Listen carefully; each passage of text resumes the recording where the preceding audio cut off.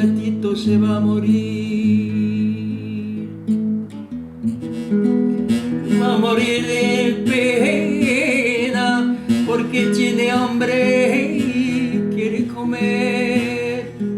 Olé.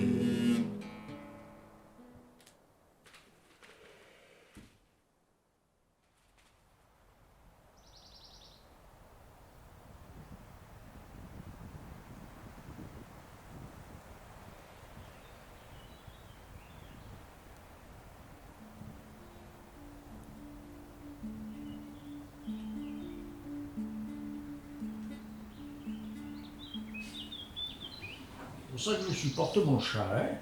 Il m'emmerde. Je l'aime. Les chats, on croit qu'ils sont indifférents, mais c'est pas vrai du tout. C'est timide, c'est craintif, ça se protège beaucoup. C'est une.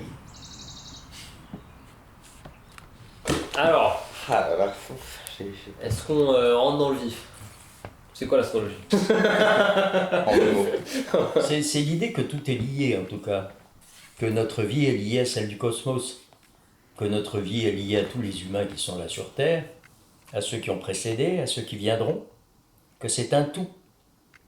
Nous préparons ceux qui viendront et nous sommes enfants de ceux qui sont venus. Ce serait très logiquement, on devrait tenir compte de l'ensemble du macrocosme pour juger du microcosme que nous sommes, et en particulier cette vibration dont tu parlais tout à l'heure au moment de la naissance et qui va te suivre toute ta vie.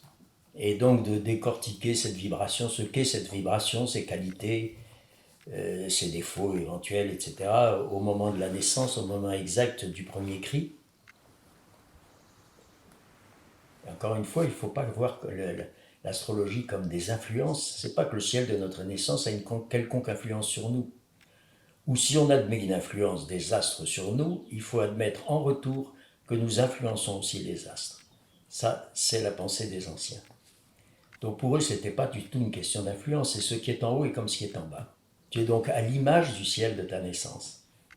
Et tu as les caractéristiques de ce ciel.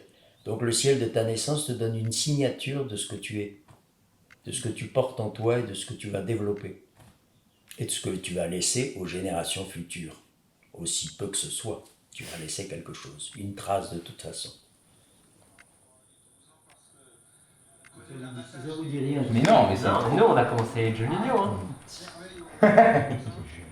Ils connaissent Voltaire. Joléa, ça vous dit rien, Joléa? Non. Joléa qui rejoue, là, c'était contre Rennes, il marque 3 buts aux premières mi-temps.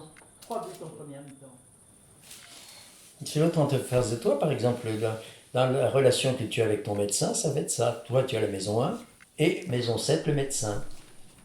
Moi, ma maison 7 est assez catastrophique, je peux comprendre toutes les erreurs médicales qui ont été faites. Pauvre chirurgien, j'ai senti qu'il était foutu. Hein, ça l'a, je ne peux pas lui en vouloir. Je lui pardonne. Là, j'aurais pas pardonné à un con sans amour, mais là, tu peux pas. Dans notre astrologie à nous, les planètes sont véritablement maîtresses des signes. Mais on a gardé, comme d'habitude, le plus grossier, comme très souvent, les signes du zodiaque, voilà. Le lune, par exemple, il a une image pas bonne, et là, ça n'a rien à voir, la psychanalyse n'y peut rien du tout. Il a tendance à se voir comme petit et un peu minable. Par contre, il peut sortir de là en prenant conscience qu'il a cette projection. Tu fais peur au Mars, il te faut un coup de poing, il a réglé le problème. C'est des caricatures, mais ça donne des images qui sont justes. Ah, le solaire, c'est l'enfant créatif. C'est l'enfant qui fait le monde de rien. C'est l'émerveillement, c'est un peu le contraire de la lune pour ça. La lune, je m'émerveille, mais je me méfie de l'émerveillement que ça va me faire casser la gueule et je vois le poteau télégraphique qui fait que le paysage, il est moins beau qu'on le dit. Voilà, toc. Moi, je suis une lune intellectuelle, avec matinée de Vénus quand même. Vénus, c'est la sensualité, entre autres. Hein. Ah, j'ai remarqué Ah bah ça se voit. C'est hyper sensuel. C'est toi.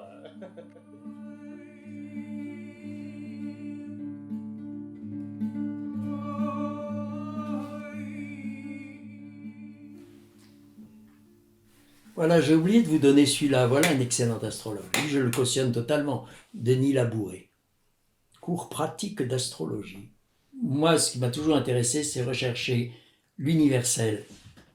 pas mélanger, c'est unifier. Comprendre qu'il y a un lien Et pourquoi l'universalité? pour créer une unité entre tous les peuples.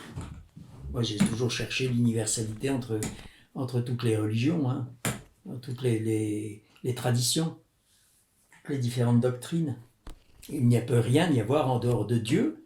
S'il y a quoi que ce soit en dehors de Dieu, Dieu n'est plus l'infini. Ça veut dire que nous avons une sorte de part divine à l'intérieur, une caractéristique divine que chacun a et doit incarner. Là, ça justifie l'individu, par contre.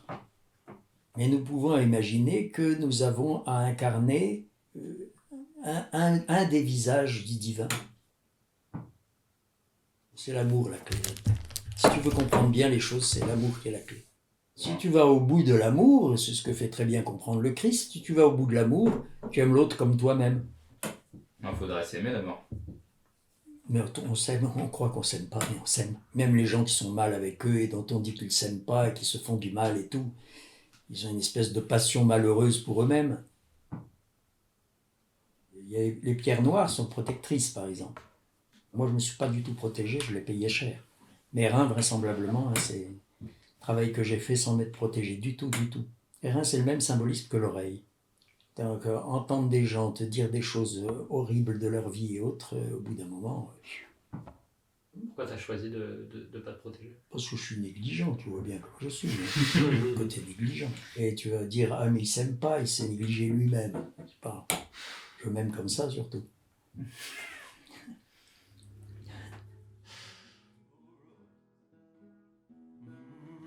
Tell me please, why don't you leave me now?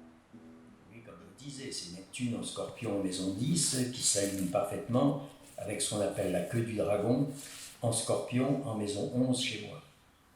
L'astrologie m'a paru être justement une approche qui tenait compte de cette donnée fondamentale du divin.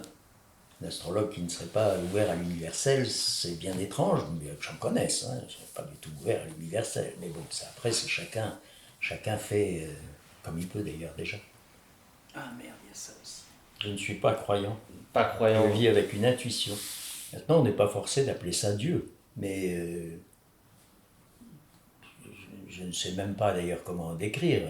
D'abord, Dieu est d'abord ineffable, on ne peut rien en dire. Et encore une fois, Dieu est un mot.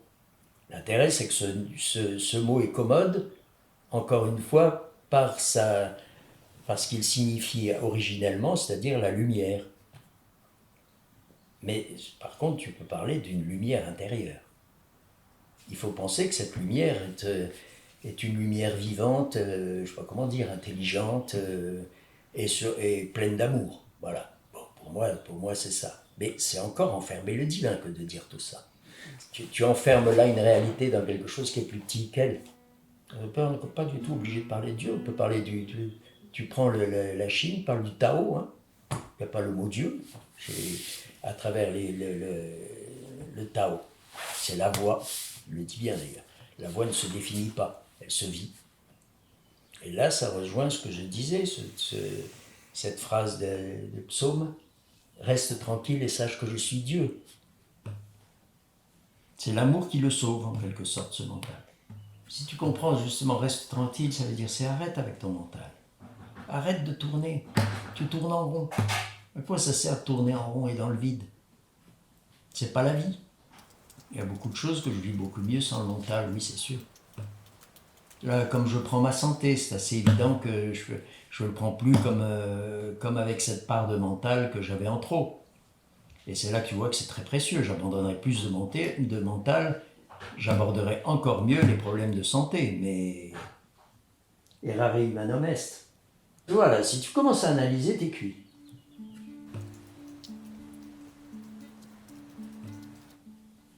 Toi, reste tranquille, tu es avec le Tao, tu es avec quelque chose d'immense qui te porte. Tu es pris dans un chemin immense, pourquoi t'inquiéter ?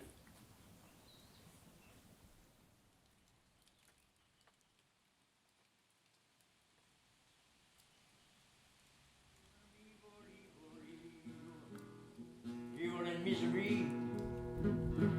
Yes, I'm a bad man. Yes, I'm a liar. Girl.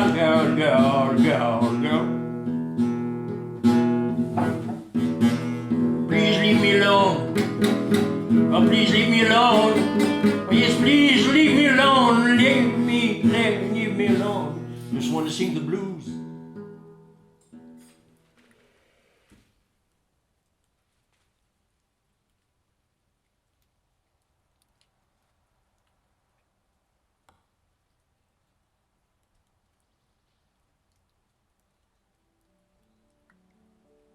Est-il intéressant de faire une carte du ciel au moment du dernier souffle? Oui, tu auras une idée, mais à ce moment-là, ça suppose que tu aies une idée de comment se présente la vie après la mort, si tu en acceptes même l'idée. Le noyau divin qui est en soi ne meurt pas.